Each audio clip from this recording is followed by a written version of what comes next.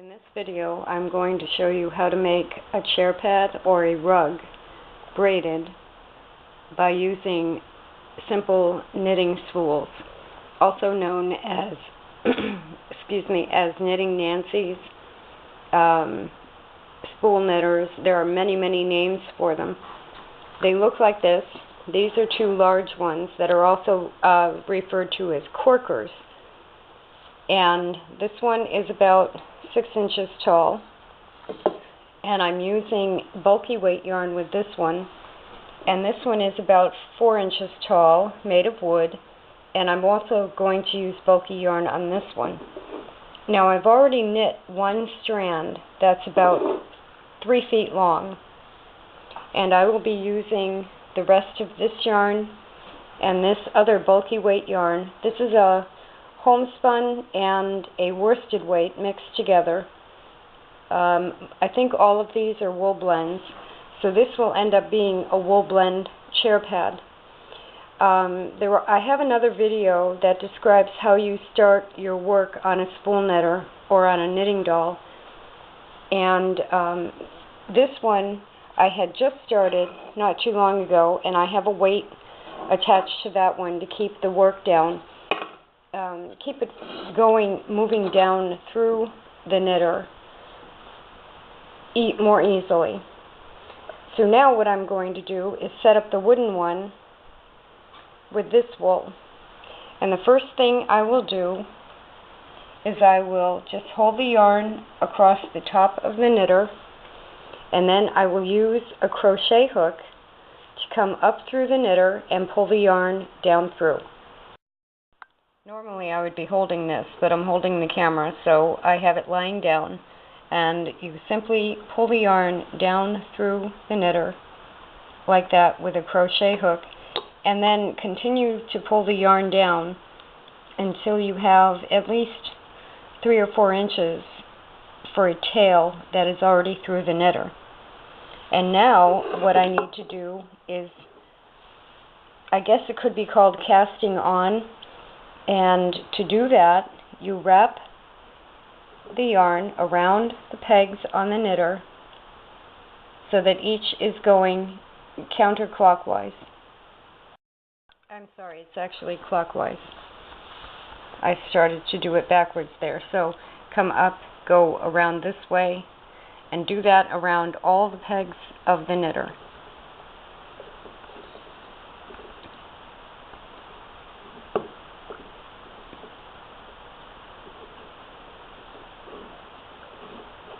And then you have it around all the pegs, but now you're going to knit your first stitch.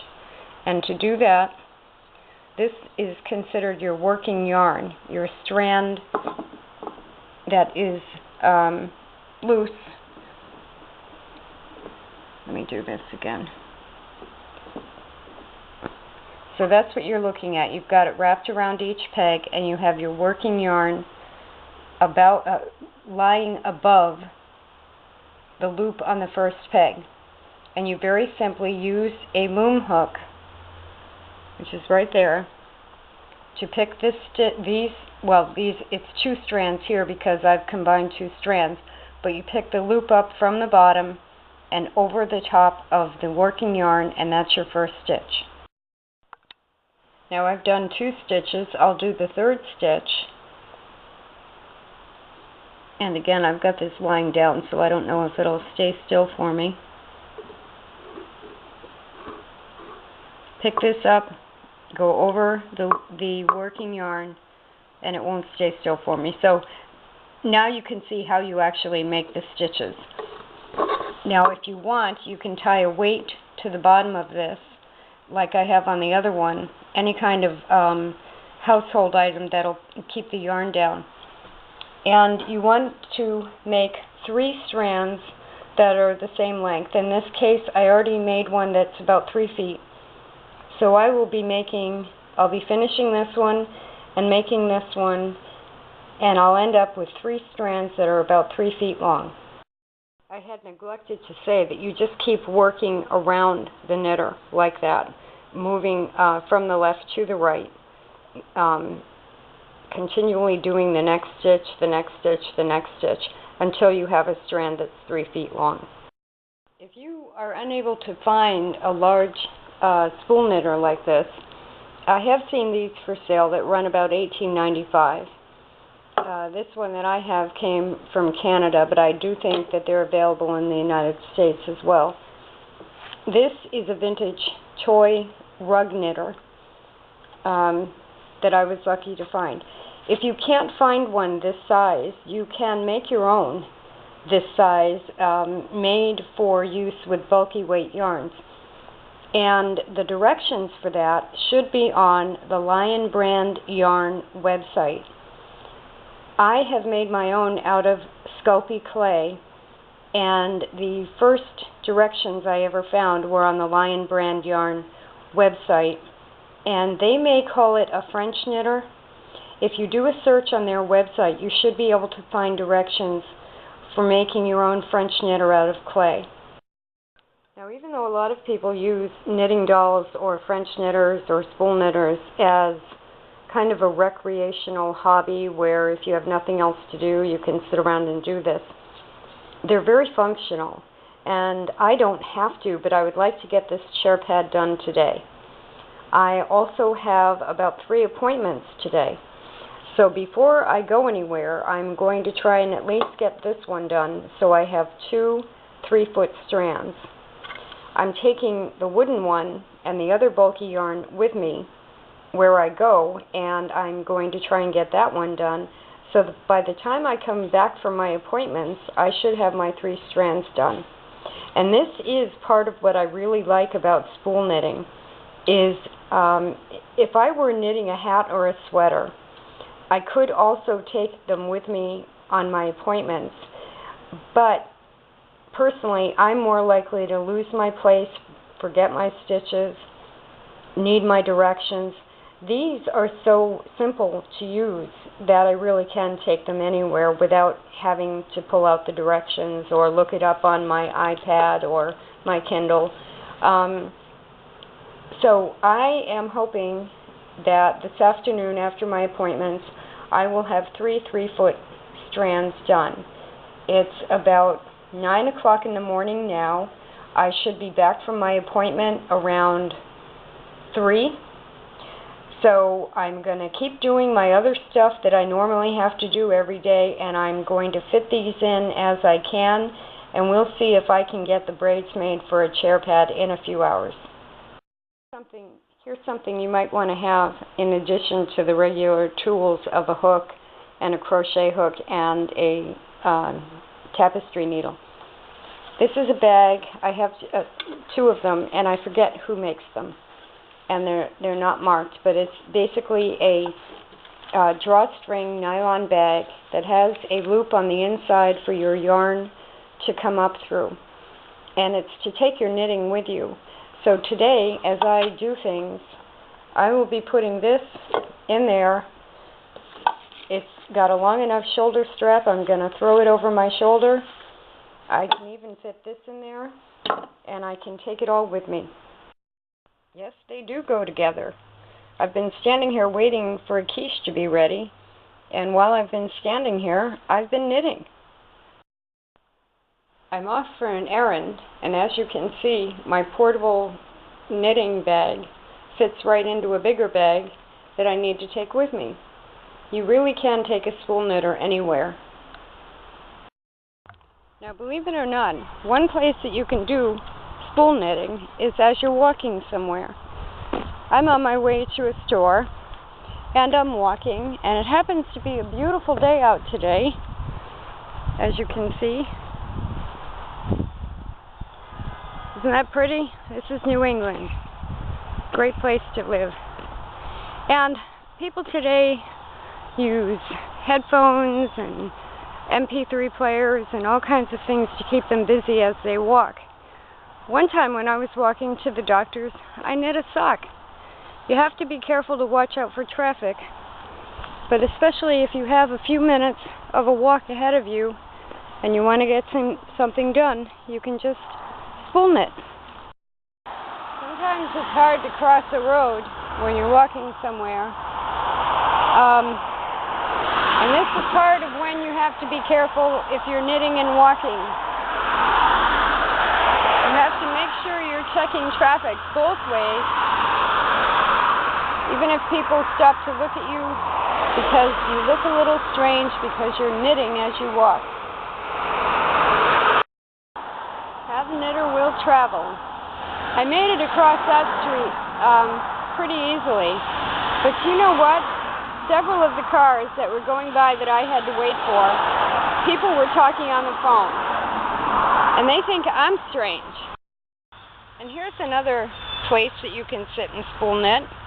I'm in a Wendy's restaurant parking lot, and even though I'm not getting anything to eat, if I were waiting for someone who was picking up breakfast or a hamburger or something, I can sit here and spool knit. It's actually very nice here. They have tables outside, lots of grass. It's like a miniature little park. You can do this anywhere. Now I'm at the bus stop, and even though it's a nice day today, it's much nicer when you sit on the fence at the bus stop and sit in the sun for a while. So I'm going to sit here for a few minutes and spool knit. My dog wanted to come outside and count some squirrels, so I'm sitting out in the yard with the dog. And this is one of the most relaxing times to just sit around and spool knit. I'm hoping she doesn't get the chipmunk that lives in the backyard, so I have to stay with her. I don't just tie her out and let her go. But I can sit in the backyard while she's exploring and get some knitting done. I have about 2 feet done, and on the black and red strand I needed to do, and I have about obviously a foot left, and then I can start the other one. Of course, if you do have dogs or cats or other pets, another use for a chair pad is actually a nice little blanket or mat for the animal to sleep on, especially when you make them out of wool. The last one I made is about 18 inches in diameter, and my dog there is about 20 pounds, so it's a little bit small for her. I would have to make one about 20 inches or 24, 25 inches really to let it be a mat that Oliver could curl up on. But it's a great thing to be able to throw on the floor for a dog or dogs. And they're washable. This is a wool blend, so it's washable. It's a great way to make a pet bed. I was thinking I should be done already with a 3-foot length, so I decided to uncoil the other one that I had done and put it up to a yardstick, and it's my guessing at length is pretty bad. This is actually a 5-foot long strand on the right that's already finished. So I'm sorry to change the instructions in the middle of the video, but we want 3 strands that are 5 feet long. Of course, you can do 3 that are 3 feet long, and your chair pad will just end up being a little bit smaller in diameter. But I am now doing 3 strands that are 5 feet long. It's about 10 or 15 minutes since I just measured the strand that I had already finished and found out it was 5 feet long. And I've been able to add 2 feet to this strand that I'm working on. And I've just been sitting here and knitting, not walking or talking or eating or any of those other things, but just sitting here and knitting. And it's taken me 10 or 15 minutes to add 2 feet to a strand. And you can go at your own pace, obviously, but this can be done very quickly if you just sit down and set your mind to it. I'm going to explain how to remove the work when you reach the length that you want. I've knit this stitch here, and again, this is kind of balancing. You pick this loop up with your hook, you move the loop to the next one, and use that as your upper loop instead of the working yarn. You just let this hang there and use this loop on the top of that peg. You then lift this stitch over the loop you just put on there, and that will leave a loop here. You pick that loop up and you move it to that peg and knit that stitch, and then do it one more time and move that loop to this peg, knit that stitch, and that leaves your working yarn trailing from your last loop. You then cut about 3 inches away from your work, like right there, and you pull the end of the working yarn through the last loop, and then pull that tight, and that'll give you an ending to your strand. And that's what your ended strand looks like. And then I take a tapestry needle and I work that tail down into the center of the strand. And in this case, with such a large knitter, this will just come right out of the bottom when you're done. So I have 2 strands done out of 3. One word about how much yarn you need. Frankly, I don't know, because I didn't weigh these before I started them. This ball of yarn that I just finished the second strand from, this was about double that size when I started the black and red strand. So that amount of bulky weight yarn with a large knitter should make somewhere between a 3 and 5 foot strand. If I wanted to make this all one color of black and red, I could probably start that. But because I'm not positive how much yarn is there, I'm going to go with the 3 colors because I have a lot more yarn here. For the most part, I use scrap yarns that are left over from other projects. Obviously, I mix worsted weight commercial yarns with hand spun. I like to add colors depending on what I have. So I look at these as a scrap yarn project, and if I had run out of this halfway through, I would have tied on a second color and made the strand 2 different colors. Because I think part of the charm of chair pads and braided spool knitting is really the interaction of different colors. So I'm going to go ahead and make the 3rd strand out of this yarn using the wooden knitter. If you wanted to try and find one of these vintage toy models, it comes with a loom tool that is not quite a hook. It came with that and the knitter and the original instructions, and it's by Rugworks, Spool Knitter. So if you wanted to try and find one like that, that's the name and the brand. The wooden knitter does not have a brand name. It did come with directions. It just says knitting spool, 100% Canadian hardwood. On the inside it has directions, and it came with a wooden knitting tool like that was tied onto one of the pegs with a ribbon. I prefer to use a loom hook, and the type of loom hooks that I have, I bought them when they were available by the company called In the Attic.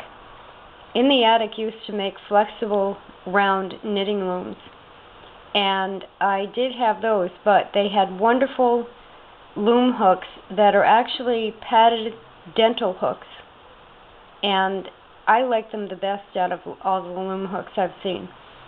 But this wooden model doesn't have a brand name, but it does say it's made of Canadian hardwood. My day did not go as I had planned yesterday, and the appointments I had in the afternoon kept me from having any free time at all. And so this is how far I'm still at the same place where I have 2 strands done, and I'm working on the 3rd strand. And I will take that with me again today because I have 2 more appointments today, and we'll see if I can get them done, get this done. Normally, when I have appointments, I have to sit and wait, and that didn't happen yesterday. Everything went on time. And if you were just going to sit down and make 3 strands, it would maybe take you 2 hours if you were just going to sit down and knit 2 strands. But what I'm trying to also do is to keep this with me all the time and fit them into my busy schedule. So I'm going to try again today and see how I do today. I'm waiting for a cab to go to an appointment, and so I am knitting. One additional thing that you will need to make this chair pad will be 2, these are called bulldog clips. You could also use butterfly hair clips.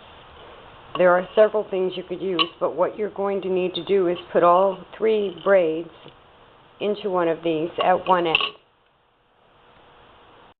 You know how cabs are waiting for cabs, I'm sure. You usually hang around hoping they make it through traffic a little faster than they should. So here I am outside, and again, I'll take my knitting with me.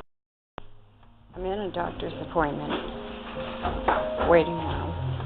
Actually, at the optometrist, eye doctor, for a routine glaucoma test.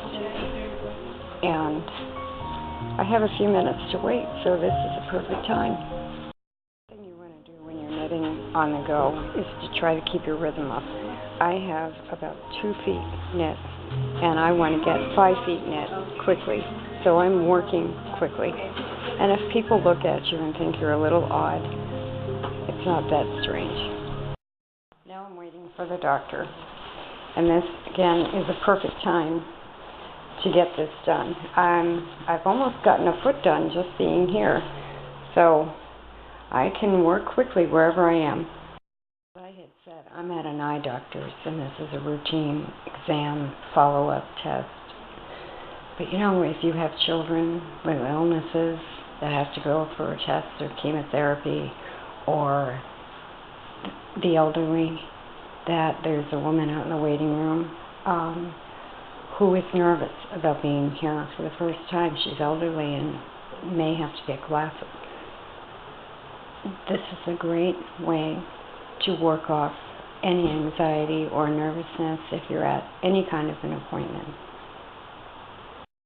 Look at how, this is how much I've been able to finish. Just sitting here for 10, 15 minutes maybe. I'll have this done very quickly today. Well, I'm home again, but this time they dilated my eyes at the eye doctor's, and I can't see too well, so I'm going to give myself an hour or 2 and finish this a little later. I did manage to almost get the whole braid strand done, not the braid, but the strand. I think I have about 4 feet, so I don't have very much to do, and then we will be making a chair pad. I've put my sunglasses on so I can see a little bit better, and found out that I only have about 6 more inches before this last strand is long enough to start the chair pad. And one thing I wanted to point out, I had used a hand-spun wool throughout this, and mixed with a commercial worsted weight wool blend. And when you do that, it's going to end up as a stiffer strand. Now that can be both a good thing and a bad thing. These are commercial yarns, 2 worsted weight strands to make a bulky weight yarn. Very soft, very pliable, very flexible. You may actually want to add a hand-spun wool depending on the application for the chair pad. If it's a chair pad, you might want something softer but cushioning.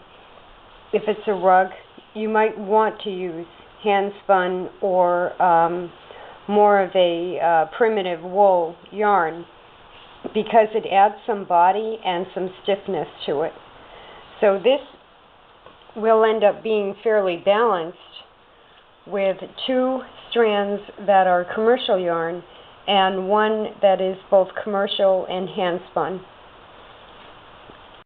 I've been back from the doctor's about 20 minutes, and I finished knitting the third strand, and now I'm going to show you how we put them in a binder clip. I have used the tapestry needle to work the ends down into the center of the strand. So all three strands have ends that don't have any tails. And the first thing we need to do is take all three of them with one end matched up at the top. I want to make sure I don't have two ends of one. And if you have an odd color of one of them like I do, like that, I'm going to put those three ends in one of these binder clips. Now, as you can see, I've taken the three ends, one end of each of the three, and I have it in a binder clip. And now what you need to do is fasten this. You can tie this to a doorknob. You can, I'm going to show you on this cabinet here. Open a cabinet drawer, stick the binder clip in, and close the cabinet drawer. That's basically what you need to do somehow. You can also use the clip to clip all the ends to a thin, this is kind of an odd little cabinet, but if you had a thin tabletop, you could clip it on there sideways, and about that much of what you're going to do would end up being sideways, but it would still work. So I'm going to, for now, put this back in the cabinet because this works. You need to be able to pull,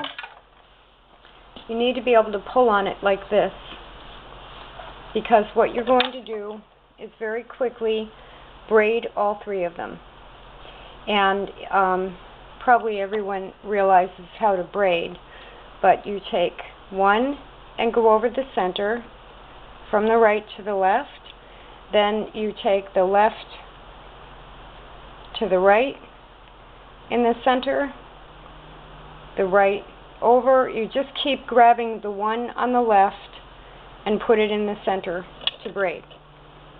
And because I was doing that one-handed, left-handed, it was bunching up. So you want to braid these three lengths all the way down to the other end. Now, as you do this, you want to braid it tightly. This is a little bit bunching right through here, but you almost want it bunching up. You want to keep it flat, but you want it braided tightly. You don't want a loose braid. And I think you can see that by using just one strand that's a different color, it adds an interest to the overall color. When we get this into the chair pad or rug shape, that adds more interest than it looked like at the beginning with just two strands of certain colors and one strand of different colors. I think you can see that the way that it patterns is random enough so that it adds more interest than you would think. When you get to the end of your braiding, which I have here, and you can see mine are just, my three strands are just a little bit off, I'm going to put the second binder clip, which is right there on the left, right here to hold this in place for a moment. So you'll have a braided strand that'll be a little under 5 feet long and a binder clip at each end. Now this is kind of our goal without the clips. You can see that this braided strand does measure just under 5 feet. And when we put this together, it's going to only be about 8 inches in diameter. So I had kind of started this after I made the first strand. I made a 5-foot strand, and then I figured, oh well, I'm going to make 2 more strands and make a braid. So I would say if you had braids of strands of about 7 feet each, 3 strands of 7 feet, you would end up with a 10 to 12 inch chair pad. Now I'm going to keep spool knitting and I still have more yarn, I can just keep adding to this. So through the video I've been saying we're going to make a chair pad, which we are, but this one is only 8 inches in diameter. So knit 3 strands of about 7 feet to make a 10 to 12 inch chair pad. Now, if you have a sewing machine, what you can do is get to the point at each end where all 3 strands are present and use the sewing machine to sew right across there a couple of times in order to seal the edges. Because what you're going to do, you have to sew it well enough so that you can then trim any excess off and give yourself a nice neat edge on each edge. So I'm going to do that. If you don't have a sewing machine, take a yarn that is similar to the yarn that you've been using and a tapestry needle and do the same thing by hand. You use 1 strand of yarn to sew in and out, in and out, in and out until all 3 strands are bound together securely, and then trim the excess edges off. I'm using a very inexpensive mending machine to sew the ends of these because this machine for some reason has the clearance underneath the presser foot and goes right through this stuff. Some of my other machines don't do that. So this is a machine under $20 that I'm using to put some machine stitches through the end of each end of the braid. Now, as you can see, I've got the ends stitched, and what I'm going to do now is just trim off these edges. You don't have to trim them off, but both the beginning and the end are going to be worked into the chair pad, and this just adds a lot of bulk. If you're sure that you have everything caught there, all the threads caught, and that that's secure, then you should be able to just trim this off. And as you can see, that gives you a much less bulky end to deal with. And to start your chair pad, you're going to need some straight pins and some hand sewing thread that I'll show you in a moment. But what you're going to do, and this would be for a chair pad, you want to start a circle and you want to just start wrapping it around itself, but you're going to be tucking the end that you just trimmed slightly under like that, so that it's on the bottom side, and that will become the bottom of your rug or chair pad. Now, if you were making a larger rug like this, you would take your first braid and you would form, probably, you can make a circular rug. You can also make an oval rug. So you would do the same thing, only form an oval to start as opposed to a circle. But we're going to do the smaller size chair pad. So I'm going to set the camera up so that I can use 2 hands, and I'm going to show you how to pin it. After I get this pinned in place, on the bottom side, I'm going to be hand sewing using a black quilting thread. They sell black hand quilting thread, and because the colors in this are mostly dark, I'm going to use black thread. You should use whatever hand quilting thread will match your yarn. You can also use a carpet thread or a buttonhole thread, but you want a good strong thread, and I'm going to be hand sewing everything in place. Now there's my initial circle, and I've tucked the end underneath the braid, and I've pinned it in place right there, and it is a little bumpy, so as you work you want to flatten things out. But there's my machine stitching, and you want that under the braid. And you can work with this as you do this to make sure that that's both under there and that you don't have a center that pops up. You don't want anything popping up. You want it as flat as possible, but you want it under the braid like that. And then, again, after I just set the camera up differently, we are going to start going like that. But as you can see right here, see how this is curling? And this is an important part of doing this, is that as you pin it, you want to flatten it. You want to make sure that you give extra room. And I'll show you that also as we stitch the bottom of it. You want to grab stitches that allow everything to lie flat and not just make a very tight cone shape. You want to work everything flat as you do this. Now, I think you can see that I have started the circle in the center, and I have started to wind the braid around that center circle. And as I do this, I'm going to use the straight pins to hold the braid in place. Let me work from this side if I can. And especially because this is a bulky fabric, I think you can see this. Here's the part I haven't attached yet, and here's the part that I have pinned. You want to pull this up a little bit.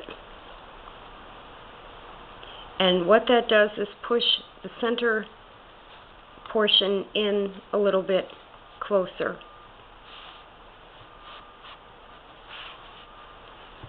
Now, what it also does is stretch out your outer layer that you're working on just a bit. And you don't want it to curl up, you don't want it to curl down, and by easing this in, stretching it as you go around,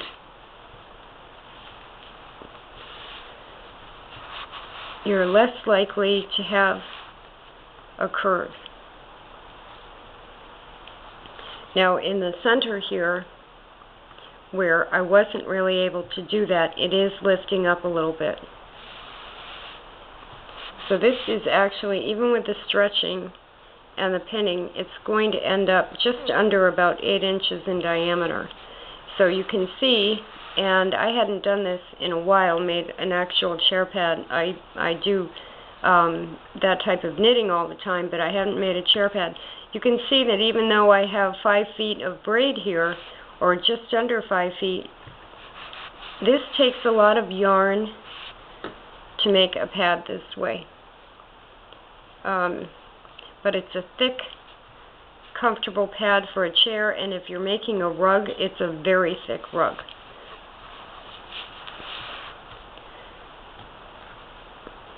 And especially if you use scrap yarns and different scrap yarns, not just all the same weight. If you add interest to it like that, they really make a nice handmade item for anybody. So as I stretch this around, and this is really going to end up smaller than I thought,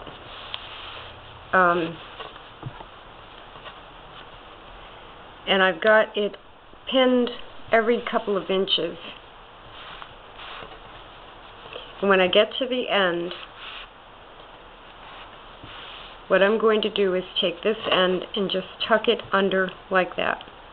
Now, I may actually leave this like that because I think that this isn't wide enough for what I wanted. I can measure it 7.5 inches, almost 8 inches. And it's not wide enough for what I wanted, so I'm going to do some more knitting and add to it.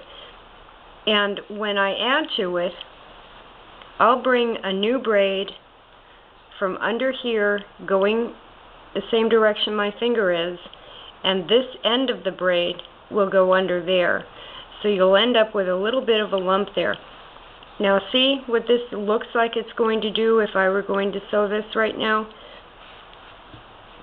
Depending on how you sew it on the back, when you hand sew it, will depend on how much of that curl you actually get. So let's flip it over, and let me get my quilting thread and needle. I'm going to grab some yarn that you can see, so that you can see what I'm doing. Here's my quilting thread, and this is just Coats hand quilting dual duty quilting thread, and that's what I will actually use when I sew this together. But for now, here is my end of the braid. Camera was moving right off. Here is my end of the braid, and the first thing I'm going to do is make sure that that gets picked up. This is the wrong side of the chair pad, and I'm using blue yarn so you can see what I'm going to do. But the first thing I would do, I'm going to tie this off into a knot, pretend it's thread, and I'm going to bring my needle up so that the machine stitching or the hand stitching is up here and my needle is coming through down here. So I'm going to sew this right there, and then here in the center is where you need to keep this flat. So basically I do just go from the left to the right of the two sides on this center piece, and then I move to the outer piece and I start following the braid around, and I do a left, a right, a left, a right, a left, a right, all the way around. With the stitches, when I use the hand quilting thread, I keep the stitches about 1/4 of an inch apart, and depending on the braid or the wool that I'm using, I might also, when I get to the end, go all the way back and do the same thing again, so that the bottom is not going to move. And that way, even if you get somewhat of a curl in it, and you can use a low heat steam iron to push this down with a pressing cloth on it, but even if you do get somewhat of a curve in it, you know the bottom is going to be flat because of the amount of stitches that you've put in. So those are the basic instructions of knitting the strands. You need 3 at least 7 feet long for, say, a 10 to 12 inch chair pad. Taking the strands off the knitters, excuse me, using the binder clips so that you can make those into braids, and then taking your braid, securing the edges and doing the trimming, and then work it into a circle or an oval. If I had made this an oval, I would be going around in an oval shape. And like I said with this one, because it came out at about 8 inches in diameter, I'm going to do some more knitting and add to it. If I had started yesterday morning as I did and not had any interruptions, I could have been at this point where I am now. If I hadn't gone out and taken my knitting with me and gone to appointments and things like that, it probably would have taken me about 2 hours to make what I have right here. So when you are home all the time, or even if you're more productive than I was yesterday and today, and you get the knitting done quickly, these are very portable. So you can do your braid. Even pins, straight pins, and thread are fairly portable. You really can take this with you anywhere. Generally, I do this type of sewing at home simply because I want to make sure that this sits completely flat. Someone had once mentioned there is a method of inserting another braid to kind of make more room so it sits more flat, and I haven't yet found the actual information about that or how that would actually help. The only thing I can think of is that with each circle you would add a piece. In other words, say one of these pins marked your start point. Then each time you go past the start point with a braid, you would add a little piece.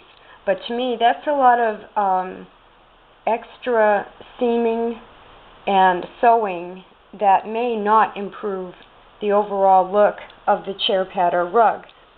So like I said, if you sew the bottom very well, as you attach flat braid to flat braid, it really has no choice but to sit flat. And to me, that's a better way to get it to do that than to try and insert a piece here before I start the next braid. So I hope you haven't minded coming around with me as I did this, and I hope that you find a way too to make your own chair pads and rugs using spool knitters, knitting Nancy's, and the few supplies that I've showed you.